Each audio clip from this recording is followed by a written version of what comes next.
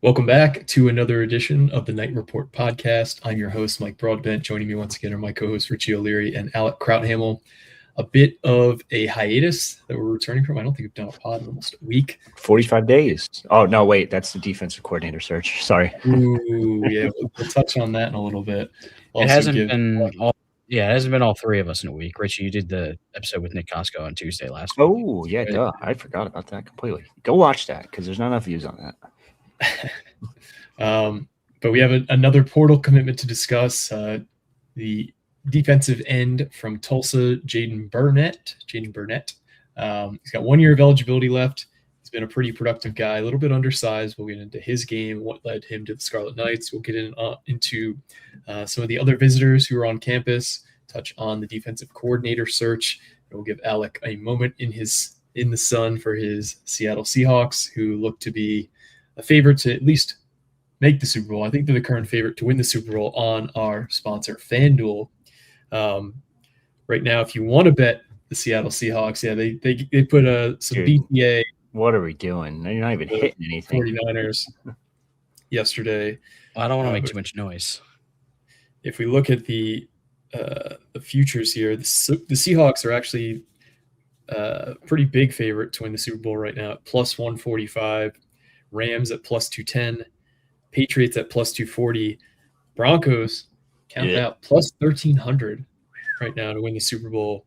They're a 4.5 point dog as home playoff hosts. I think that's the first time that there's ever been a conference championship game where the host team is the underdog. So, or maybe the second time. Anyway, let's talk about Jaden Bernett. He's listed at 6 feet tall, 250 pounds, redshirt junior. He has 4 years of production with both Louisiana Tech and with Tulsa. I'm going to share his grades here. A guy that Rutgers really needed. Rutgers couldn't afford to not have a high-level edge rusher out of the portal after they already landed Malachi Davis. He'll team up with him to be the opposite edge rusher in the 2026 season. Both guys only have 1 year of eligibility, so they have a second edge rusher that can start for the Scarlet Knights. Rich, how did this one come together, and what does Jaden Burnett bring to the Scarlet Knights?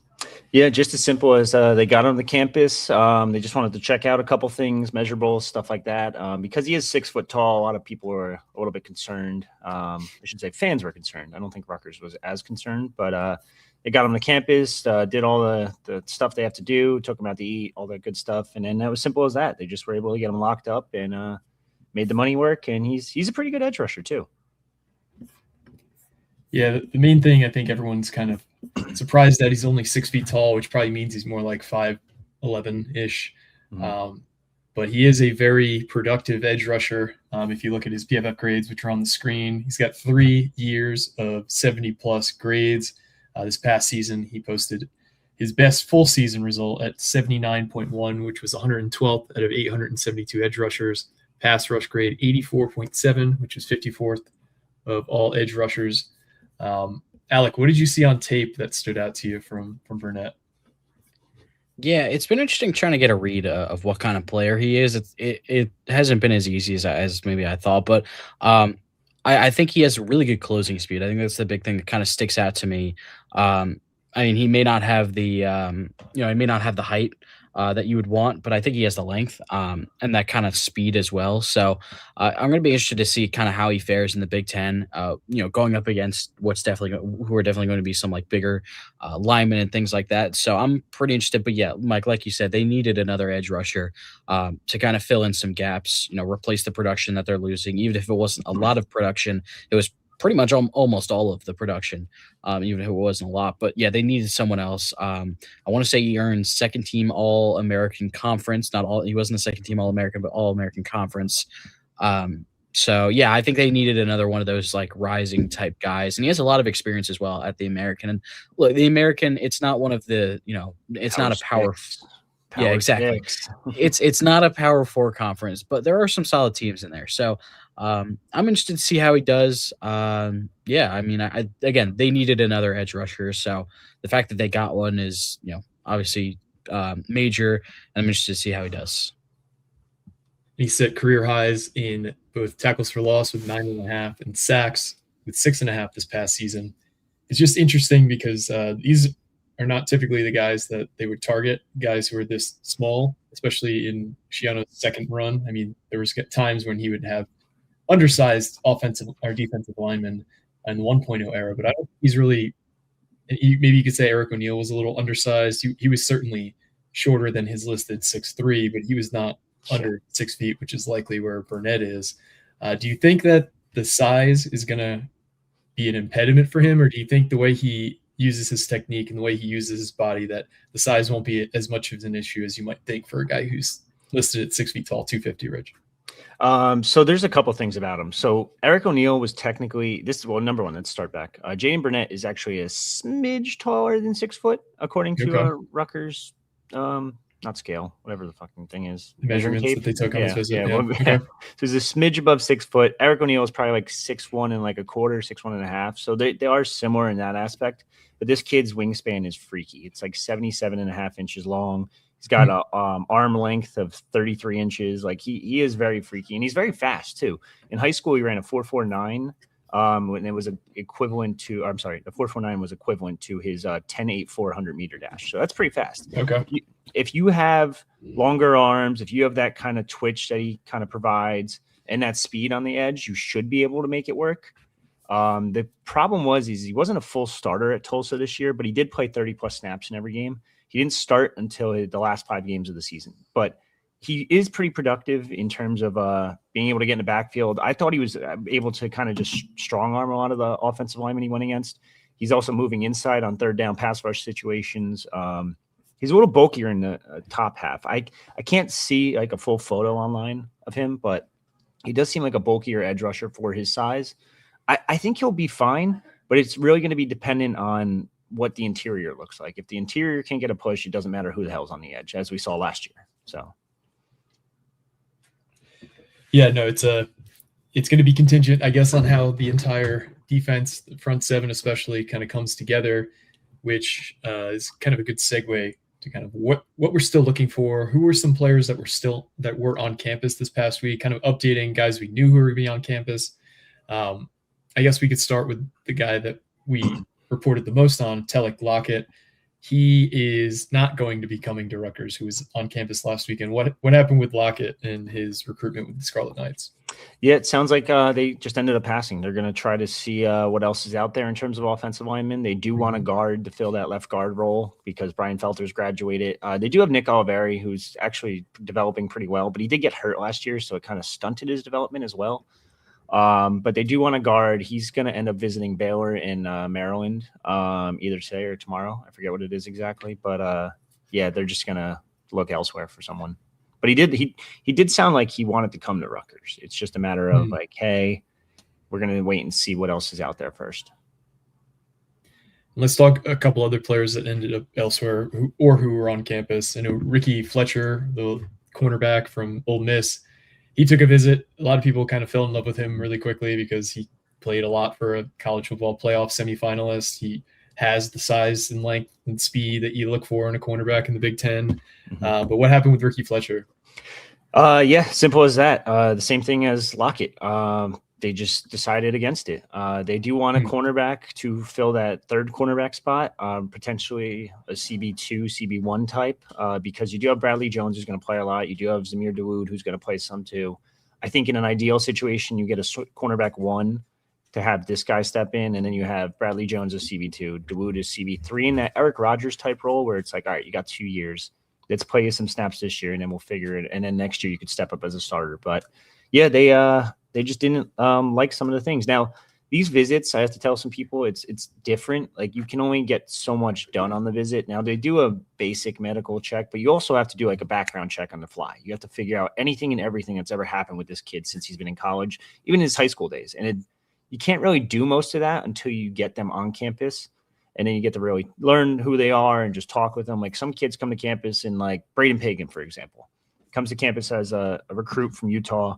I think he's a West Coast guy. He basically just did not fit New Jersey whatsoever. Like all he cared about was he's a country guy. Like he loves the Midwest and all that and the West Coast. He he's a big hunting and fishing guy, and they're just like, I mean, you can hunt and fish in Jersey, obviously, but it's a totally different world from Utah. Hence why he's going back to a different Utah school. So sometimes it works, sometimes it doesn't. In terms of Fletcher, they just decided against it, and they're going to look elsewhere for a corner. There's still plenty of people in the portal too, so don't panic yet. If they don't have a cornerback by, let's say, next week, then I would probably panic. And let's talk about some other positions they're pursuing and guys who might still be on campus. Like who currently is on campus or who just left campus. And if you can't say a name, just position-wise, kind of where they're still fishing for players. They had an offensive player on campus earlier in the week. Not earlier in the week, last week. They had a defensive player on campus, but it sounds like neither of them are going to end up at Rutgers either. They're really still looking for a tight end, number one. They need a tight end one because they don't really have one at the moment. Cam Anthony, good get, 3 years, but tore his Achilles, 3 months ago? Yeah. So they do need a tight end one. They said they would get another receiver, but it has to be a starting caliber receiver. Like it has to be the right fit, it has to be the right guy. Like a Braden Pagan would have fit technically in terms of wanting a wide receiver starting wide receiver, but obviously doesn't fit culture-wise. So wide receiver, tight end. They want an interior offensive lineman. They're going to keep looking at guys. We'll wait and see what happens there. They would take another edge rusher, but it has to be a good fit also because you really don't want to stunt the growth too much of those young guys, and that's kind of what's happening with the linebacker room. They are done at linebacker, but you don't want to stunt the growth of a Kamara Archie and DJ McClary type. Even John Insignia played a lot. Played snaps last year. So those three guys are still developing, but they think they're going to play significant roles this year. So they're not going to go linebacker. They could get another edge. Maybe this is a really stretching the word maybe here for a defensive tackle and then cornerback. And that's pretty much it. They're not going to go after a safety. I was told they're done at linebacker. They're probably done at D tackle too, but that's a big maybe there. Gotcha. So if you had to guess, like how many players could we maybe see remaining, 4 or 5-ish? I'd say probably four, but you never know because like each of the past 4 or 5 years, they've also reclassified kids, and it's worked out pretty well between, let's say, Daryl Jabome. I'm not going to say this one worked out well, but like he started at quarterback, and Gavin Wimsett. Who else did they reclassify? Latrell Noel's making some noise at safety. So that's another guy. Cannon Marshall reclassified last year. There's someone else I'm missing, and I just can't think of. But they do reclassify. Antoine Raymond. Oh, yeah, that's a pretty significant one. Yeah. So, I mean, if you think about it, they're going to leave some spots open for that specifically. And then I don't blame them either because it's worked out really well in their favor. So you have to keep at least a couple spots open just for the sole fact if Antoine Raymond wants to join the team, you're just like, fuck yeah, come on, let's go. Yeah, no, totally. And so that's an interesting nugget to file away to maybe expect a couple guys who were in the 2027 class, I guess, to reclass and be in 26. Wild. Okay, let's do we have any other recruiting stuff to talk about before we get into some DC news or lack of news? I don't think so. Right, that's it. Yeah. I mean, the portal's closed now. Like nobody can enter anymore.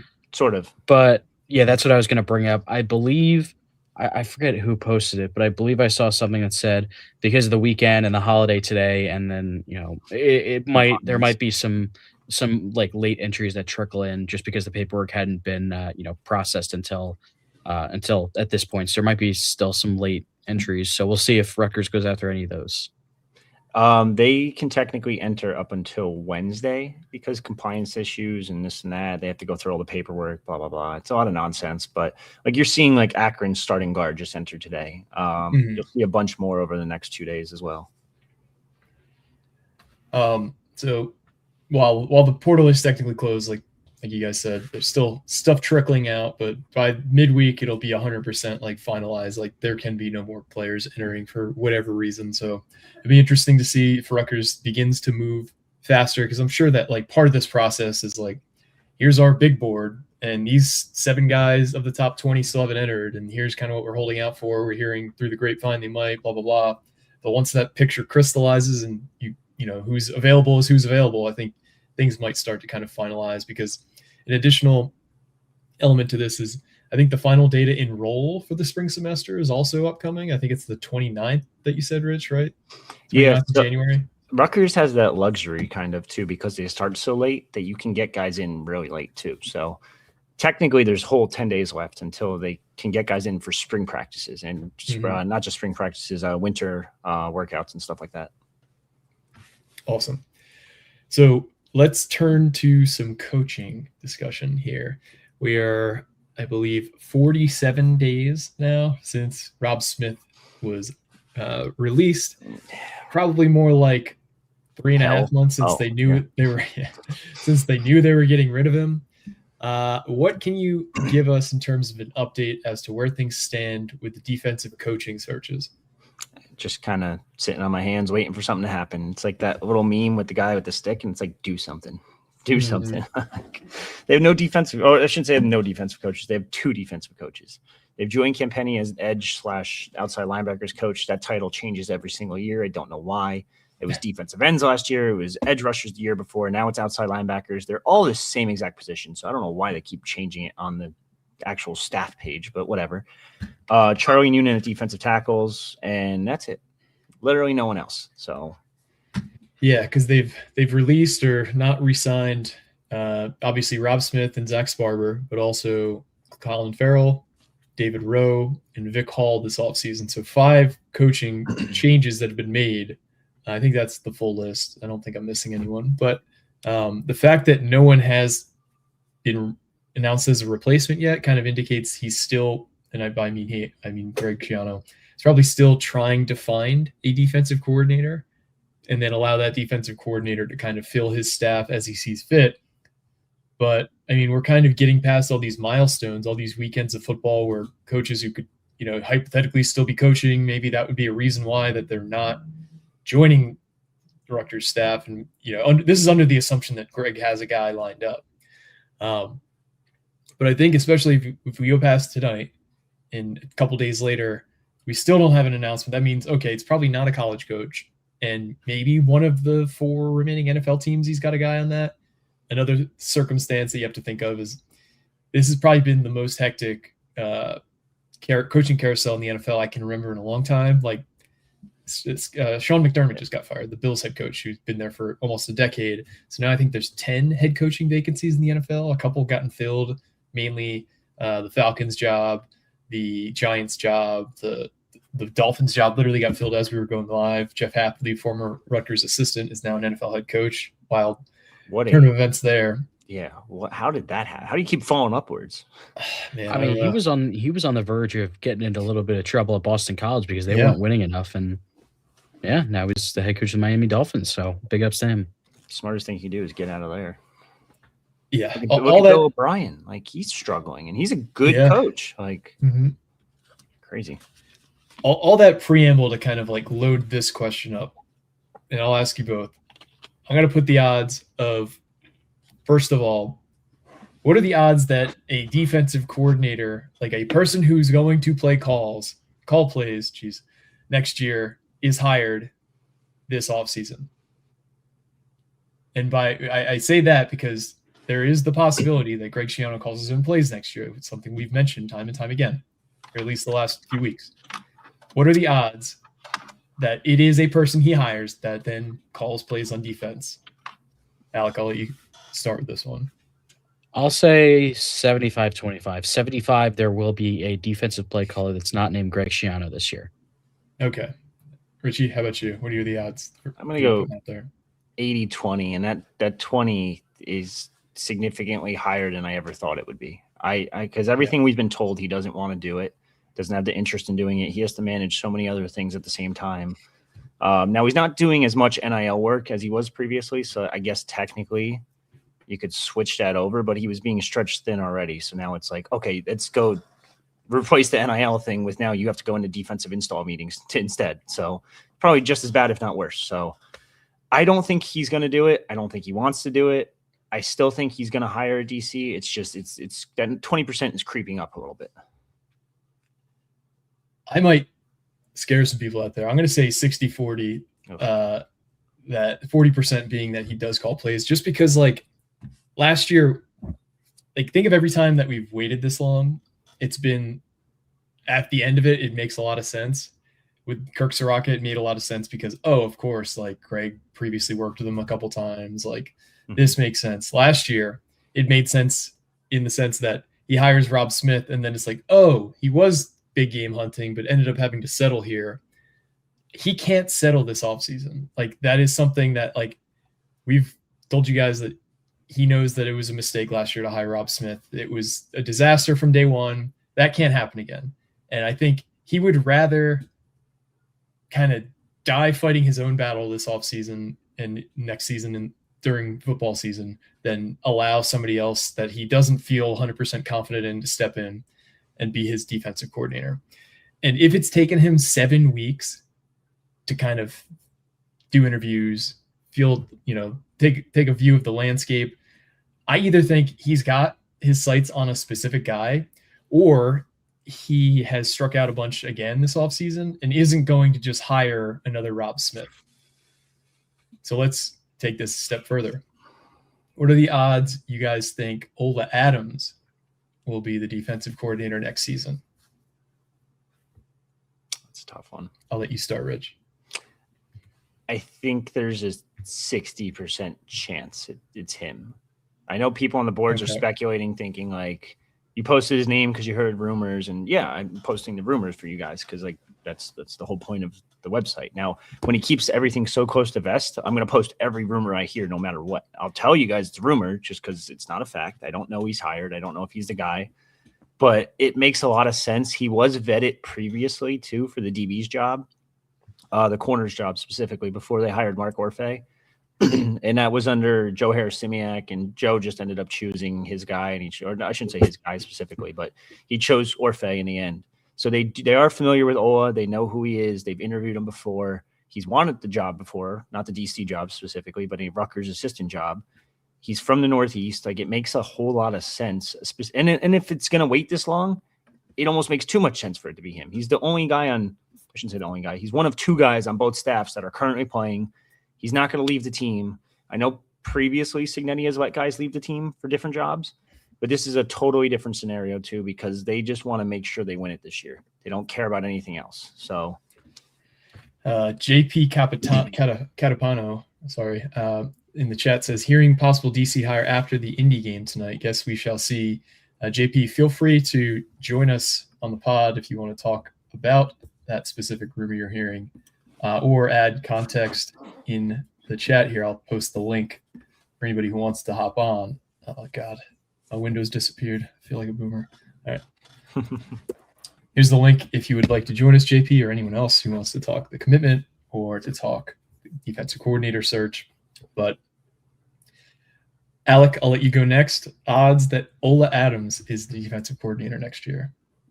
I say, honestly, I'll go up to 70% because if it's not him, then I have no idea. Yeah, who else if not him, who is it? Yeah.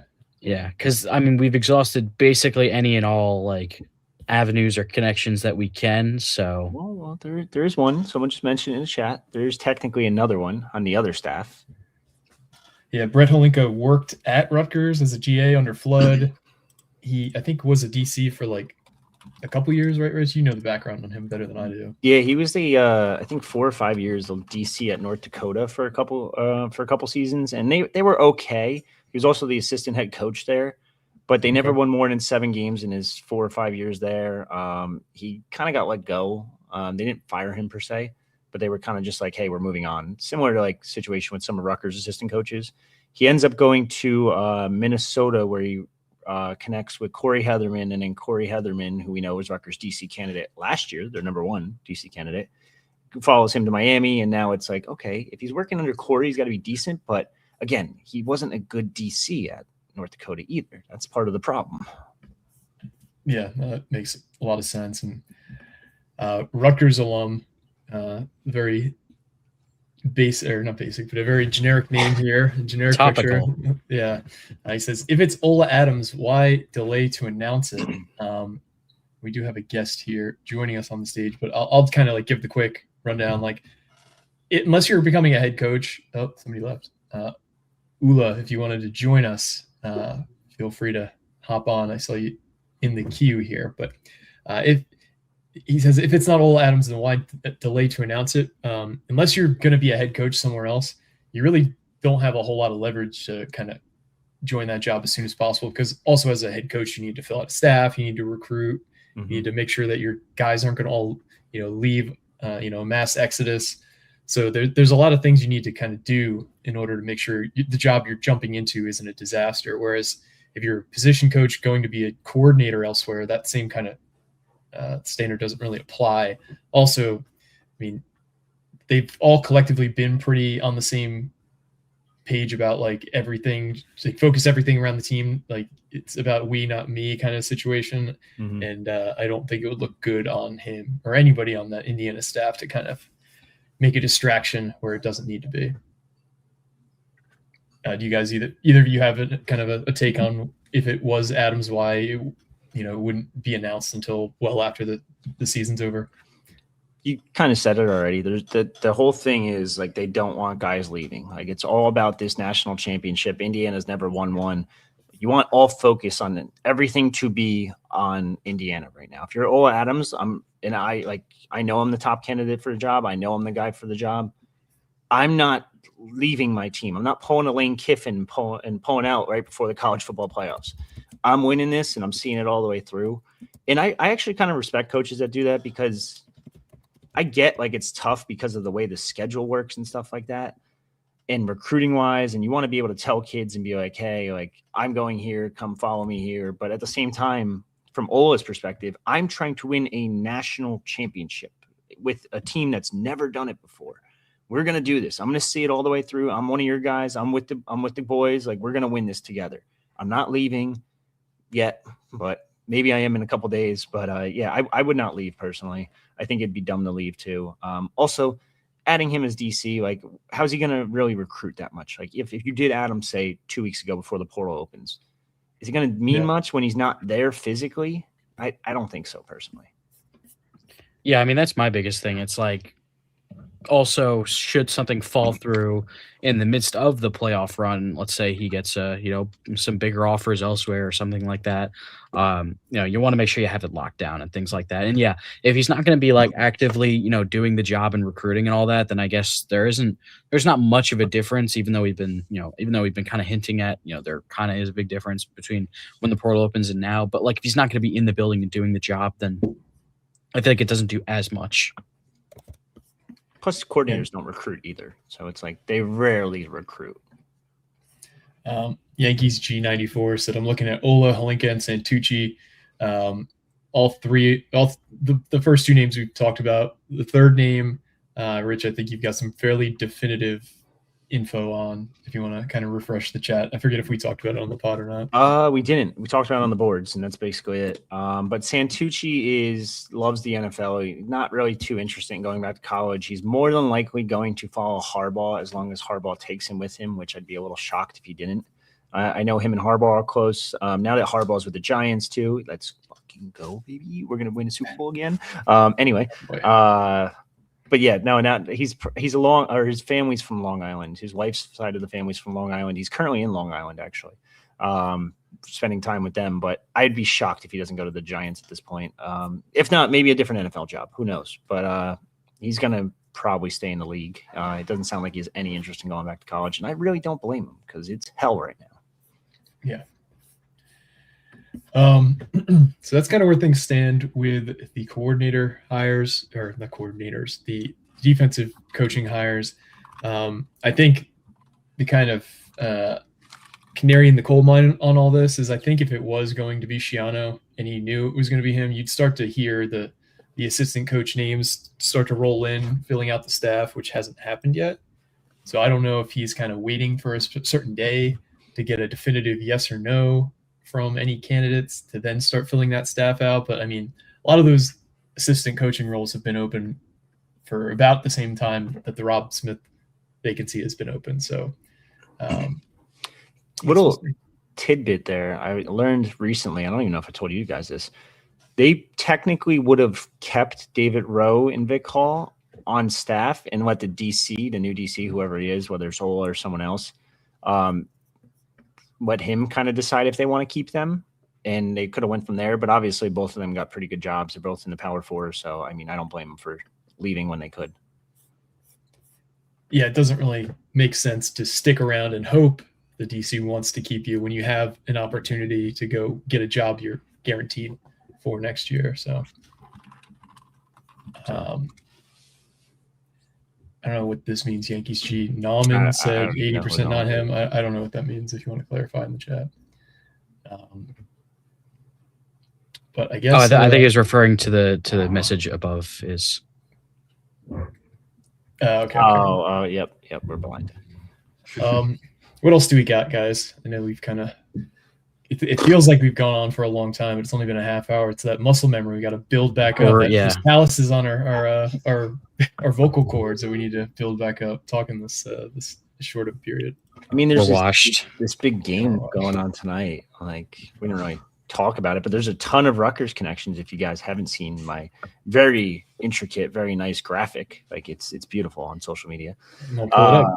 Oh yeah, you're right. I should do that. I forgot we can do that. See, look at that. We're all rusty here. Look at us.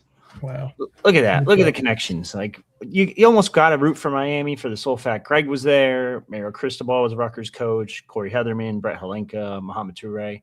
But at the same time, fuck them. Indiana, baby. We're going Indiana. I want it to be 3 for 3. 3 years in a row with the Big Ten champion. Yeah. 3 years in a row without an SEC finalist in the CFP. Also, Corey Heatherman going against his old boss in Kurt Cignetti's a cool storyline. Did you see Corey Heatherman was Bryant Haynes' best man at his wedding?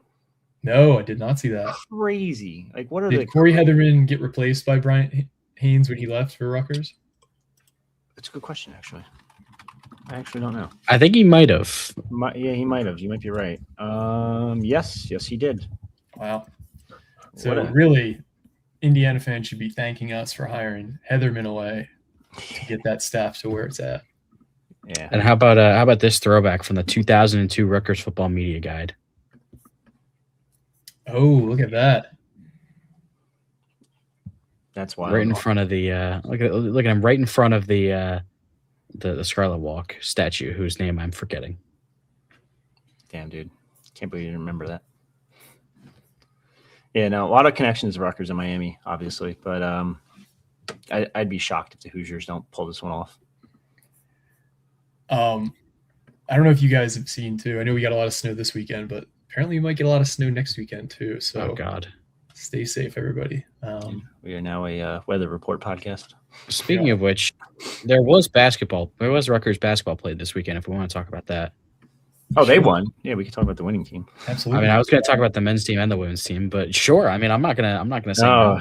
Twist my arm. No, why don't you? But yeah, I mean, 2 basketball games were played this weekend. And I didn't get a chance to watch either. I know that big time second half for the Scarlet Knights against Wisconsin, right? Yep, second half Warriors. Yeah, I mean that was the first half was about as bad as it could get. I mean, they got absolutely blitzed.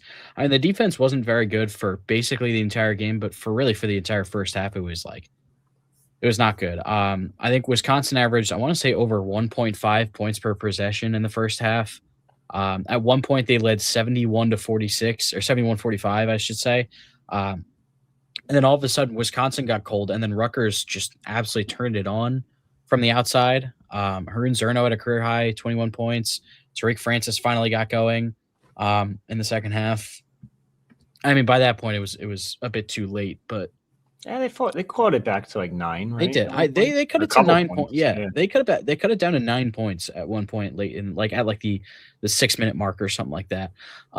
So I mean, yeah, which team is the real Rutgers team that we are going to see, tomorrow night against Iowa, and then from here on out, I don't know. But I mean, Wisconsin got whatever they wanted. Nick Boyd, who I believe Rutgers went after in the portal, plays high school basketball. Yeah. Oof. Plays high school basketball in New Jersey. Scored 32 points, had 9 assists. He actually started out like 1 of 6 from the floor, and then he just kind of got whatever he wanted after that. And Nolan Winter was great from the field as well. Like Wisconsin always has those bigs that can shoot no matter what. But yeah, that was they scored 58 points in the second half. Like that was, I mean, never would have guessed. Yeah, especially considering they were down 51-29 at the end of the first half. Well, that's when Nick Boyd went out too, right? That's when they went on a little bit of a run because he got banged up late. I think so. Second half, I should say. I think that kind of lined up, yeah. So we'll see. But yeah, that was the men's game, and then we want to go into the other one. Yeah, you were out in State College for that one, Alec. The Madman. Yeah, the Keomi McMiller Bowl. Yes, the Sparkle Callahan Bowl, as I'm Who? sure Richie would put it. The non-existent AI bot on social media. But yeah, don't ignore that. Laugh. So also, before we talk about that, I saw a couple of I saw a couple of comments about a certain Chris Partridge. Nope. Not I don't see that happening. So Partridge is actually the outside linebackers coach for the Seattle Seahawks. So you can't have him. He's mine. Doesn't he still have a show cause? Probably. I don't remember exactly, but probably, yeah. And yeah, Seattle's entire defense is really good, so nobody can have him. To be fair, I'm all for cheating if you can win the championship. Fuck it. Like, I don't care anymore. Obviously, there's no repercussions.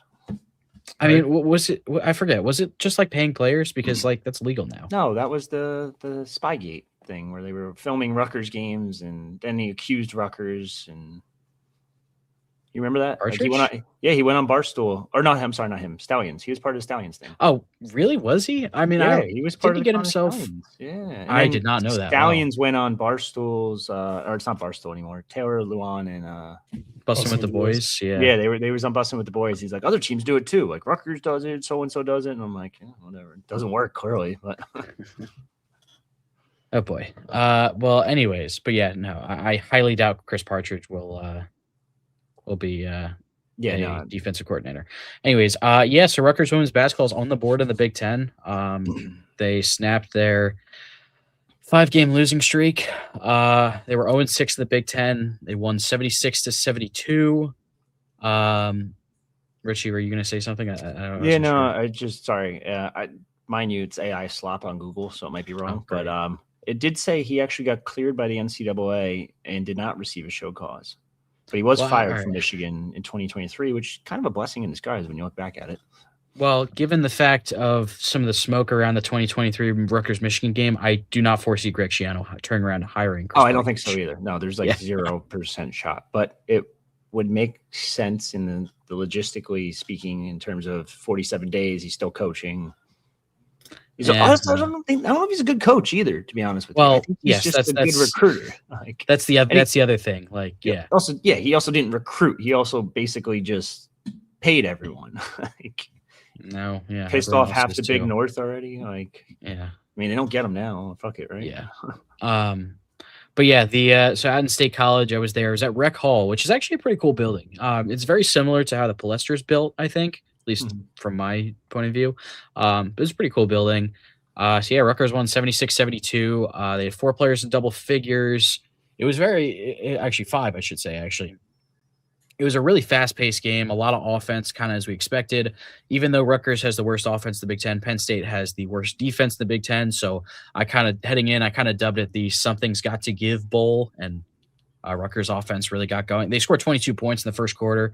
And then they kept going. They scored 24 in the fourth quarter, so they started and ended really solidly. Penn State kind of found itself and got going in the second and third quarters, but when it came down to it, Rutgers was able to get some stops, knock down some shots. Nene Njai is proven to continue to be the team's top option. She had 20 points on 6 of 10 shooting, 6 rebounds. Imani Lester, who I said was going to have to be the X factor in this game, she had career high 19 points and 8 rebounds. She's really started to play well in a stretch. Lauren Swan in her third game back had 10 points off. Third game back, fully recovered, 10 points off the bench. Let's see. Kayla Ivey, 12 points. She knocked down a couple of big shots, which was good to see considering she's struggled at times with her efficiency. And then the elephant in the room, Keomi McMiller, 27 points and 11 rebounds on 12 of 22 shooting. Also had 5 assists on only 2 turnovers. I will say she has legitimately gotten better this year because I think even though a lot of her game is predicated on, doing a lot and like kind of looking like she's kind of out of control, she's done a lot better of playing in control so far this year, at least from what I've seen. I think her playmaking's improved as well. But yeah, she scored 27 points, 11 rebounds. Gracie Merkel had 21 points and 8 rebounds. She is still the leader in the country in field goal percentage. She's shooting 75% from the floor this year. Just kind of think about that for a second. She was never a bad player. She was always a damn good one. She was just a headache off the court. Oh, I'm talking about Merkel now. Oh, sorry. Kiyomi McMiller is not shooting 75% from the floor. Yeah, I was going to say that would have been wild. Yeah, but yes, that point does still stand. Like, she is an extremely talented scorer. Yeah, so that was a big win. Rutgers got on the win column for the first time. I did ask Coquise Washington about playing against Kiyomi McMiller, what that was like. And I wasn't really sure how to ask it, so I kind of asked, like, was there any extra emotion? She said that there was no emotions for her at all. She's number 23 on their team. Talked about how good of a player she is, how good of a, all that stuff. Pretty much just like they do at the top of any scouting report. And then she said, I've always said Kiyomi is an extremely talented player, so I'm not surprised at the things that she does on the court. And then I asked, like, did you feel like you had an advantage given the fact that, you coached her last year, as good as anyone what she's good at, what she struggles with. And she said it didn't really feel like there was much of an edge because she has gotten better. Better than she was as a freshman. She's playing with some more poise and patience. She's going to grow and mature as players, things like that. So all around a pretty interesting day out in State College. That's the report on basketball. Could have gave you a way to word that question a little better. Is what it is. How would you have asked it? How does it feel to go up against the player you kicked off the team that would have been your best player by far, your best player since you've been at Rutgers? I know she might have done some stupid stuff off the court. It might have punched a lady, but like. Okay, well, I figured, I assumed all of that was water under the bridge, considering it was a season ago, and I didn't really. Okay, well, maybe for some sides, maybe it wasn't, but from the Rutgers side, I don't think she was really kicked off the team though, but she did get suspended and then benched, and then the first time, the second time, I don't think was the coach's doing. But yeah. Anyway, we'll probably be talking about a new coach in a couple months. I'm sorry. New coach there. Hopefully, a new defensive set of coaches soon. I think if we don't hear anything about the DC by Thursday, you could start really cancel the pod, hitting the panic button, because then we're gonna out of known options. So that is, I think we should end it there. We'll probably be back with you later on this week. We expect there to be some more transfer portal additions. When those happen, TBD. They're still having kids visit. Still kids visiting as of this weekend. I know it's a holiday right now, but there will be more visitors this week. So we will keep you up to date on what's going on there. Looks like it's kind of all we got. I want to thank our sponsor, FanDuel, once again for sponsoring the pod. I like Indiana tonight if you're watching live. Alec, I know you like the Seattle odds to win the Super Bowl.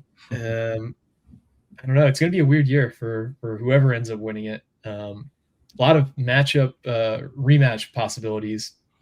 I think if Seattle wins, I think both of the other sides will be a Super Bowl rematch from the last 15 years. 2 straight years. 2 straight years of a rematch. Yep. And then if it's New England and the Rams, it'll be a rematch, but not New England. Actually, no, it's New England and both those. What I meant was New England would be a rematch with the Rams. The Rams, Denver would be the only unique Super Bowl. What about Jarrett Stidham potentially upsetting and winning the Super Bowl against his former team? That'd be really funny if that. There's no way in hell, but like I highly doubt it. But I had a crazy idea, which for those in the chat who are gonna poo-poo it, I know it's not possible given certain things that you'll uncover shortly after I say this. But the whole Phillip Rivers coming off the sideline after 4 years of doing nothing and being okay kind of made me think of this. There was a few years ago where Tom Brady let the 49ers know, hey, if you need me, I'll be ready down the stretch. Obviously didn't end up being needed. What happens? Sean Payton picks up the phone, says, Tom, I need you. Give me 2 more games.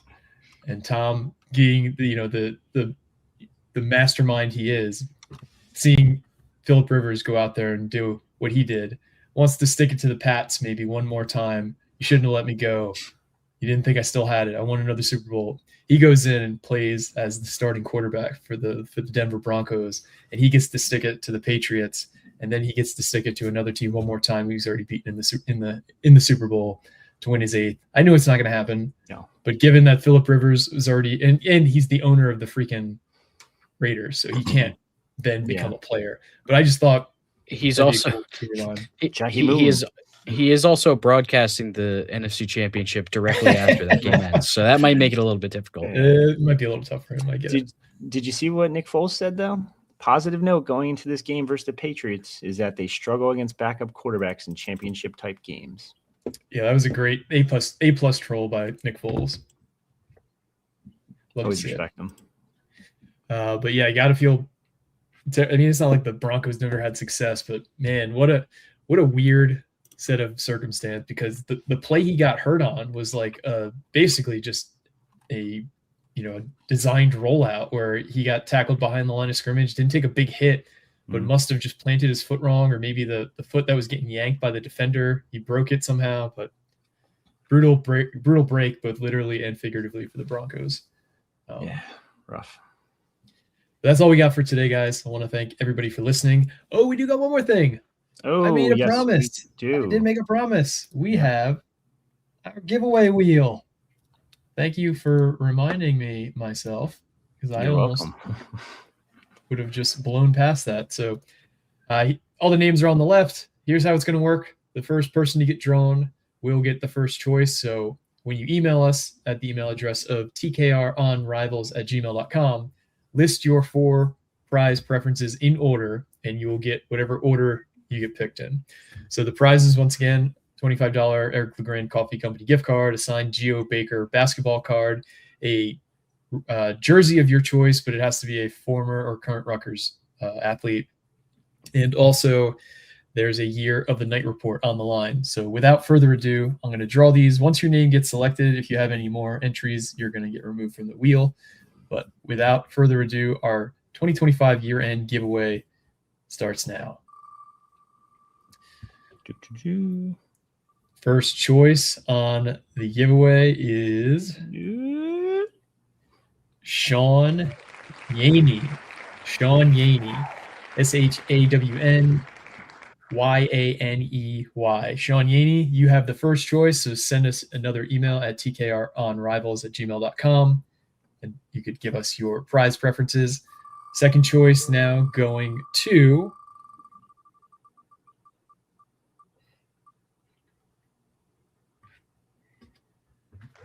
Ballistic Joe. Ballistic Joe, if you are listening, send us an email, tkronrivals@gmail.com, with your preferences.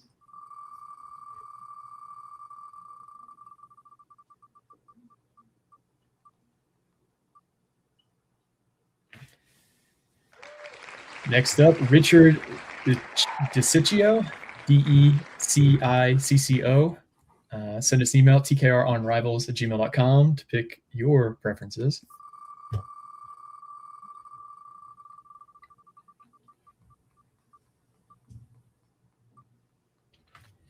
And our final winner, Ronald Kaplan. Ronald Kaplan, send us an email at tkronrivals@gmail.com with your preferences for prizes. And that will do it. I want to thank everybody who listened and has participated and gave us those reviews and those follows. Those really help us grow the show, and we really do appreciate you guys. And, we do giveaways fairly regularly. So if you didn't win this time, maybe win next time. But that is all for us this night. For me, Richie, and Alec, this has been another edition of the Night Report podcast, signing off.